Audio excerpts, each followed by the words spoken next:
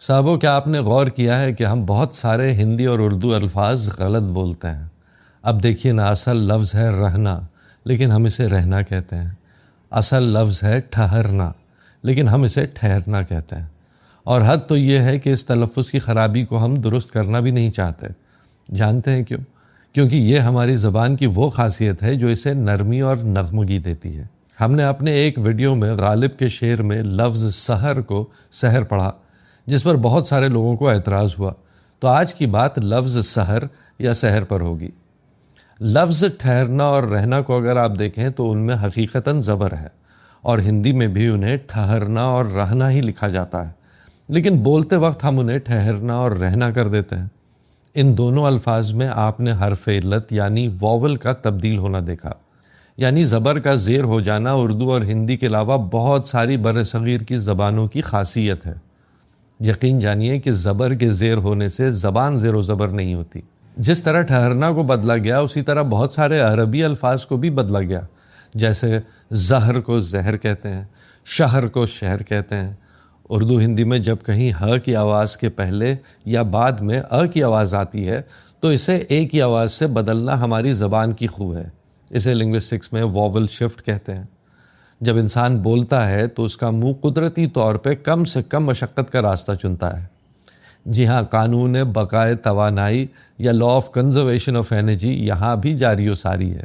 جب اردو نے عربی سے لفظ مستعار لیے تو اپنے حساب سے ان میں پھیر بدل کی، جیسے زال، زواد اور زوئے کو ایک ز کی آواز سے نپٹا دیا۔ کچھ لوگ رمضان کو رمضان بولنے لگے ہیں۔ وہ ضرور بولیں، لیکن ایسا کرنا ضروری نہیں ہے، کیونکہ ہم عرب نہیں ہیں اور عربی مخارج ہم پر فرض بھی نہیں ہیں۔ یہاں پر بتاتا چلوں کہ عرب میں 8ویں صدی سے پہلے رمضان کی زواد کی آواز ز کی گاڑھی آواز سے ملتی جلتی تھی۔ خیر، زال، زواد اور زوئے کی طرح سے اور سواد کی آوازوں کو بھی ایک س سے فارغ کر دیا۔ ہے اور عین کو بھی نرم کر کے اپنی زبان کے صوتی نظام کے مطابق بنا دیا۔ خے، فے اور قاف کی آوازیں بھی عربی کے مقابلے کافی نرم کر لی۔ یہی کام عربی نے بھی کیا۔ پ کی آواز اس کے صوتی نظام میں تھی ہی نہیں، اس لیے اس نے پ کو کہیں ف اور کہیں ب سے بدل دیا، جس سے انہیں فارسی اور بیبسی ملے، جو کہ حقیقتاً پارسی اور پیپسی ہے۔ اردو اپنی نغمگی اور شیرینی کی وجہ سے اردو ہے۔ فرض کیجئے کہ کوئی شاعر اردو کی غزل سنا رہا ہو اور اس میں محبت اور عشق جیسے نرم الفاظ کو عربی تلفظ کے ساتھ محبت اور عشق ادا کرے، تو آپ کو محسوس ہوگا کہ آپ نے عربی میں اردو غزل سنی ہے۔ خیر، زیر و زبر کی تبدیلی پر واپس آتے ہیں۔ ایسا نہیں ہے کہ یہ صرف اردو میں ہوا ہے۔ اگر آپ انگریزی کو دیکھیں تو وہاں 15ویں صدی میں گریٹ واول شفٹ ہوا، جس میں الفاظ کا تلفظ واقعی زیر و زبر ہو گیا۔ لفظ میٹ کا اصل تلفظ میٹ اور بوٹ کا اصل تلفظ بوٹ ہوا کرتا تھا۔ جسے آج آپ نیم کہتے ہیں، وہ ایک زمانے میں نامے تھا۔ انگریزی کے الفاظ کی ہجے اور تلفظ میں آج بہت فرق اس لیے بھی ہے کیونکہ پرنٹنگ پریس نے قدیم ہجے کو بدلنے نہ دیا، مگر تلفظ پر کس کا زور چلتا ہے؟ اگر کلاسیکی عربی سے تقابل کرے تو مصری اور شامی میں بھی بہت ساری تبدیلیاں ہیں، جیسے لفظ بیت بن گیا بیت اور یوم بن گیا یوم۔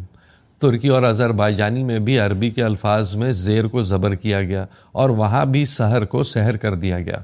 یہاں تک کہ عربی کی بہت ساری بولیوں یا ڈائلیکٹس میں بھی سحر کا تلفظ بدل گیا۔ یعنی ساری زبانوں نے اپنی لسانی عادات کے مطابق الفاظ میں رد و بدل کو جائز سمجھا۔ کچھ لوگوں کا اعتراض تھا کہ ایسا کرنے سے لفظ کا معنی بھی بدل جائے گا۔ اگر معنی یا وزن کے بدلنے کے امکانات ہوں تو لفظ کے درست تلفظ کو قائم رکھنا چاہیے، لیکن سحر کو سحر کرنے سے نہ تو معنی بدلتا ہے اور نہ وزن، لیکن اردو کی مٹھاس اس میں داخل ضرور ہو جاتی ہے۔ عربی میں جادو کے لیے جو لفظ ہے اسے سحر کہتے ہیں، اور سحر اور سحر میں بہت فرق ہے۔ اور ایسا بھی نہیں ہے کہ ہم آپ سے یہ کہہ رہے ہیں کہ آپ سحر بالکل نہ بولیں، ضرور بولیے، لیکن اردو پر عربی ہونے کی شرط نہ رکھیں۔ دنیا کی تمام زبانیں دوسری زبانوں سے الفاظ مستعار لیتی ہیں اور پھر ان کو اپنی زبان کے صوتی نظام کے اعتبار سے رد و بدل کے بعد استعمال میں لاتی ہیں۔ ہم نے خود اسکول کو اسکول، لینٹرن کو لالٹین اور پسٹل کو پستول کیا اور اردو اور ہندی میں جگہ دی۔ اسی طرح سحر کو سحر بولنا بھی اردو کی لسانی فطرت میں شامل ہے، اور اس فطرت کو بدلنے کی کوشش کرنا زبان کو بدلنا ہے، کیونکہ اردو کی شیرینی انہی چھوٹی چھوٹی چیزوں سے قائم ہے۔ جو ہندوی صوتی نظام ہے وہ سماعتوں کے لیے نرم اور گداز صوتی ماحول فراہم کرتا ہے، اور اسی اعتبار سے دوسری زبانوں سے مستعار لیے الفاظ کے صوتی نظام کے ساتھ خوش فعلیاں بھی کرتا ہے۔ اردو فی حیثیت زبان اپنی سلطنت قائم کر چکی ہے، اور اب کسی دوسری زبان کے صوتی نظام کی کنیزی برداشت کرنے والی نہیں۔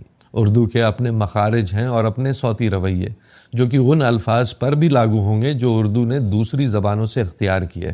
ہم نے ٹھہر کو ٹھہر کرنا اپنا حق سمجھا، کیونکہ یہ ہماری چیز ہے اور ہم اس کے ساتھ جو مرضی کریں، لیکن سحر یا دوسرے عربی الفاظ کو اپنے زبان کے حساب سے ہموار کرنے سے پرہیز کرتے ہیں۔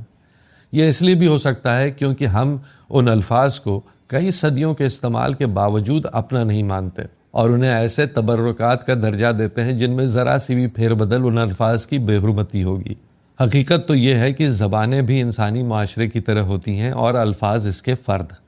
جس طرح دو انسانی معاشرے جو جغرافیائی، معاشی، تہذیبی، ثقافتی اور انفرادی خصوصیات کے بنا پر ایک دوسرے سے مختلف ہوتے ہیں، اور جب ان کا سنگم ہوتا ہے تو ایک نئی انسانی نسل نئی خصوصیات کے ساتھ وجود میں آتی ہے، بالکل اسی طرح زبانیں بھی اپنے نئے خاندان بناتی ہے، جس کے افراد یعنی الفاظ نئے مخارج، استعارے، محاورے اختیار کر کے ایک نئے لسانی اور صوتی معاشرے کی صورت اختیار کر لیتے ہیں۔ اس تغیر اور تبدل میں یہاں تک ہوتا ہے کہ کئی الفاظ اپنے اصل مفہوم سے دستبردار ہو کر نئے مفاہیم کا لباس زیب تن کر لیتے ہیں۔